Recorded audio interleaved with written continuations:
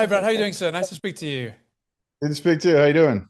I'm doing very well, thanks. Thanks very much for the time to speak to you about the film today. Congratulations on the movie; it's fantastic. I loved it. I loved it a great Oh, deal. thanks. Yeah, appreciate that.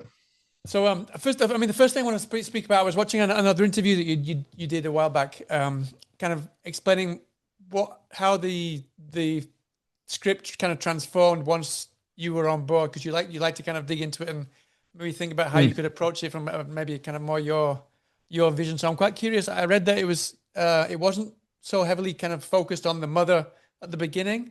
So I'm quite curious what it was that attracted you to kind of change that beginning and how that kind of then metamorphosized the whole story in the Yeah. end because of that. Well, I think the like all scripts, I like to, they're all kind of blueprints, but sometimes you need to change things, get under the hood, and kind of change things accordingly as you sort of get more into production. I think what we sort of enhanced the mother role because the movie really is about this mother, father, daughter, this core family, and and we felt like to earn that moment at the end when we see mom kind of return to sort of save her daughter or to help her daughter survive, like we felt we needed to kind of like invest a bit more in her at the beginning, so we sort of embellished her character. Plus we had Mila who had come on board, and we were like, let's give her more screen time and Right. see her as a caring mother, not just as a warrior, right? Uh-huh. As she is in the story. So like some of that stuff, once you cast a movie, often like you sort of see what the strong points or what the strengths of the cast can bring to the picture, and you want to sort of inject that into the script and take advantage of it. So and when similarly with Billie Boullet, who plays Willa, and Luke Evans, who plays her father, like there were scenes that we kind of embellished and expanded on once we saw that they had such this lovely this connection with each other, the two of them, and wanted to kind of make that father daughter relationship even more poignant and real and heartbreaking. So a lot of the times the cast brings it in. It's a collaboration, right? I mean, the screenwriter puts together this lovely story. I come on board, and my job is to sort of realize it both visually and dramatically. Then the actors come on board and they have their input, and then the whole thing hopefully like kind of gels in some magical way. It doesn't always happen, Mhm. but with this one, we did have a great cast, and ultimately, and so we sort of found the best balance of all those different things. Mhm. I mean, I love the fact that it really kind of reverses roles. We get all the female characters. I don't want to give too much away, obviously, but the female characters are kind of the dominant Yeah, species, yeah, I'm quite curious how much of that was in the original script. And then, I mean, you mentioned that you spoke to kind of Luke Evans about his take on kind of the role and his vision. I mean, he's done quite yeah. a few roles. He likes to reverse himself, likes to take on action roles, and he likes to kind of take on various different kind of roles. So I'm quite curious how he approached this one, having I think recently done like Echo 3 and those kind of things. the father, I think Luke. I mean, my understanding is like he's played warriors himself and tough guys and bad guys and all that kind of stuff. This sort of more protective, fierce, but at the same time kind of vulnerable father character is something that was a little new to him. He also liked the idea of playing a guy with a beard. He'd never played a guy with a Yeah. beard before. Uh, and the survival aspect of it was appealing to him, I think. I mean, he's drawn to the genre stuff the same way I am, but he also has to have like some real core Yeah. emotional heart at the center. The thing that's interesting you mentioned about the women being, it's sort of a feminist sort of Women world in the that movie, yeah. picked, where women have sort of taken on the roles of being the fighters and the soldiers, because men in our world, these creatures that have been unleashed, they sort of neuter men. They make them, so they sort of, it destroys the sort of, the male like dominant thing, and so women have to sort of take over. And I thought that was just kind of cool. It was just sort of like how to depict a world it's a world building movie as much as a world breaking movie, and like we wanted to create a world that felt a little different than our own, it's not set on the same plane as our own world in a way. Like I always think of the movie as being a bit of a parable, you know, it's sort of a imagined world. What would it be like if this were to happen, where women are fighting with swords and axes, and there's these mythological Hercules type heroes that are battling the bad guys. And it's a story about the power of storytelling, I think is the best way to put it. And I mean, it opens with dad giving this story to his daughter about how the world got the way it was and how she has to sort of cling on to the heroes to sort of rise up to beat the bad guys.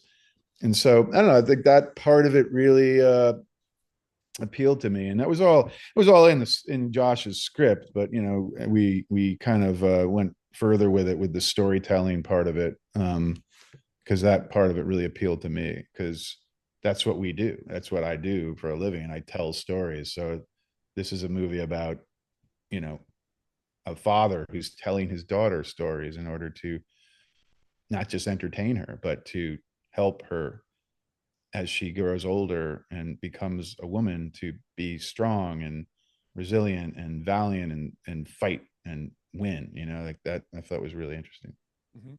I mean, just a couple to that. I really there was one specific scene that I really kind of loved the way that it really took really leaned into what you just mentioned there. When they're in the back of this, they're traveling along in the back of the van, and it's instead of like the testosterone full fueled movie, it's completely the opposite. And all these women are kind of they've got this very estrogen Yeah. kind of promoted chat between them, and Luke is kind of sat in the corner there saying, "Don't Old worry about it. guy. Just Yeah. yeah, don't." Just really love that. Was that originally in the script? Because that kind of Yeah, I mean leans into the that. Yeah. idea that the world was like that men has sort of been winnowed out because they all got killed in the earlier fights with the breakers, the bad monsters, and now it's just women who have to pick up the sword. I mean, that's literally what. So yeah, I think that was the idea that like, you know, whoever's got the sword and whoever's leading the charge, whether it's a man or a woman, has to show that strength and that that that ability to just fight through the odds. And I thought that, you know, so that in that scene we sort of see a bunch of women who are like talking about, you know, the battles ahead, and Luke is just kind of really like the bystander. So I thought was kind of cool. And he's also like a guy who's got a bad leg, so there's so much going against him in a way, you know. It's like whether he can keep his daughter safe, and it's almost like, you know, the less it seems like, you know, the more we can kind of play into the his vulnerabilities, and the better, the more you're going to kind of root for them as they try to survive the day, you know. Uh-huh. You mentioned there that the women kind of grabbing the sword. It was really interesting that you decided to kind of blend modern warfare with kind of medieval sword play and that kind of thing, and kind of certain Yeah, knights, medieval knights look and that kind of things. That must have been really complicated to kind of brainstorm how to merge those two together and make it kind of feel as believable as the characters that you created in the movie. I think our backstory was that, you know, the world had been, when we pick up our story, the world already is like basically much of it's been wasted by this apocalyptic uh infestation of these monsters, you know. And men have been vanquished, women have had to take up the sword. Why are there no guns and flamethrowers and mortars? It's, there are, but it's more like technology's been diminished, you know, and they've had to go back to the old ways in order to battle the old demons, you know. It's, and part of that also is just like visually it would be cool to see rather than the usual just like rat-tat-tat machine guns 100%. Yeah. blowing things away. It makes them less like, it makes the battle more daunting, because you got to get up close to fight these things. You can't kill them from a distance in a way. And also I like the idea that we were kind of, it was a bit of a visual shout out to the kind of Arthurian legends and the myths of the past, Hercules with his axe, and all these sort of mythological stories that are kind of like, you know, we're sort of playing off of, Yeah, it took me a little bit. Well, it that said, I think reminded me a little bit of Mila when she was in Joan of Arc, for example. It reminded me quite a bit of that. yeah, Yeah. yeah, right. Maybe that was a subconscious thing that's sort of appealing to that, like a cross between her Resident Evil character and her Joan of Arc character. Uh, yeah, I just think it was just, I don't even know if that was in the original script per se, Mhm. but it just felt like a way to make the whole story feel more like a parable. Like it's not like realism. It's a story that you would tell a child, like, and then Kodiak picked up his axe and killed the monster, um, and I just thought that was uh, interesting, and different, and plus we shot the movie in Northern Ireland, and there was something about the world itself is so, it harkens back to those times, you know what I mean? Yeah. Like battles between tribes up in the moors of Northern Ireland, and swords, and just felt like appropriate to the environment, in some weird way. Uh-huh. I mean, obviously they go up against these creatures. I don't want to speak too much about that. But we can't not talk about kind of the effects and that we get to see a lot of effects in this movie. I mean, having such a kind of you've got such a back catalogue of horror movies that you've worked on yourself. Um, how easy was it for you to decide to show as much as you actually do? Because a lot of horror comes from hiding a lot of that stuff just kind of off frame, whereas here you really kind of lean into to showing as much as possible. Well, we did, but I also feel like we held back. I mean, we could have shown more. I mean, I feel like part of that is, I think it is good to sort of hide your cards when it comes to things like monsters and things lurking in the darkness, and let the audience's imagination fill in the blanks. Like, we have to give them something, but you don't want to give it Hmm. all to them.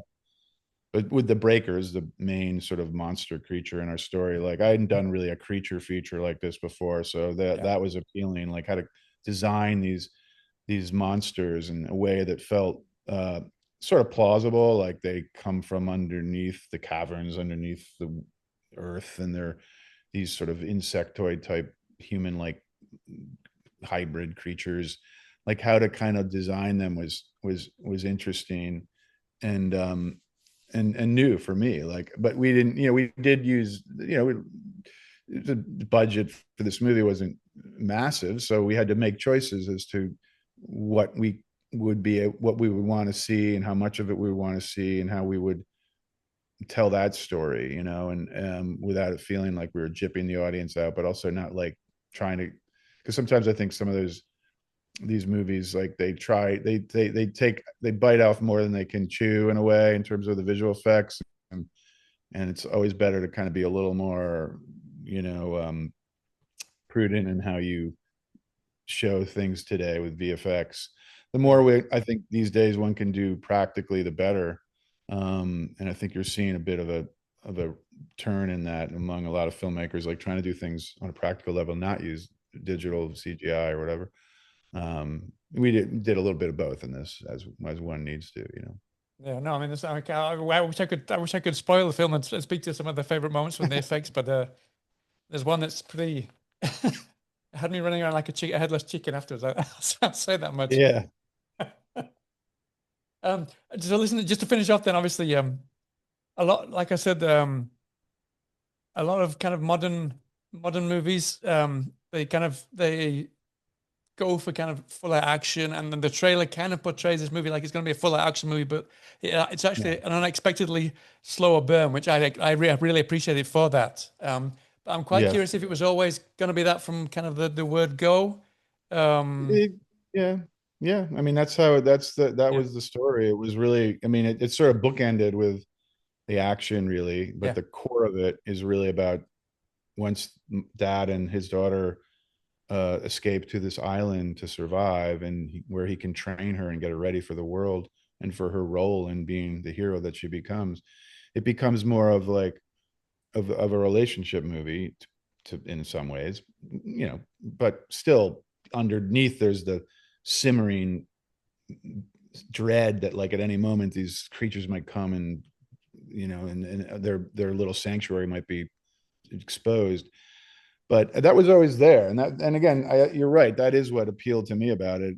It's different. It's not, it doesn't fit easily. It's not easily doesn't fit easily into a thriller category. And of course, trailers, of course, it's, that's, they have to show the you have to highlights kind of of a little deceptive, but if it gets people in the theaters, I suppose that's good. But I still think like I appreciate the slower. I've always from the get-go, even the first horror movie I did, Session 9, is a bit of a slow burn, you know, like a masterpiece. I like that. I like movies that like let you breathe and live in the world, and gradually this sense of unease and dread begin to grow in you as things start to go wrong. But it's not just, and there's a couple jump scares, but no, it kind of keeps you on your toes as well, because you don't know exactly if anything's going to happen all of a sudden or not as well.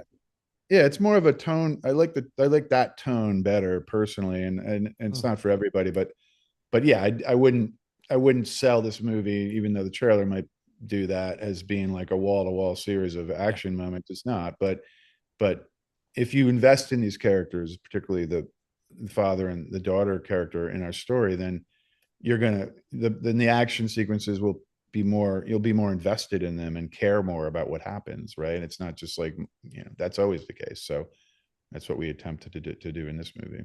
No, I love that. I love the take on that, because I've seen so many creature features, so it's just a great to see a different take on it. Exactly. Yeah. Cool. Well, listen, thanks so much for your time, Brad. I appreciate you speaking to me, and I wish you the best of luck with the film when it comes out, and hope to speak to you again sometime soon. It's nice talking to you too. All right, nice to speak to you. Take care then. Have a good day. Cheers now.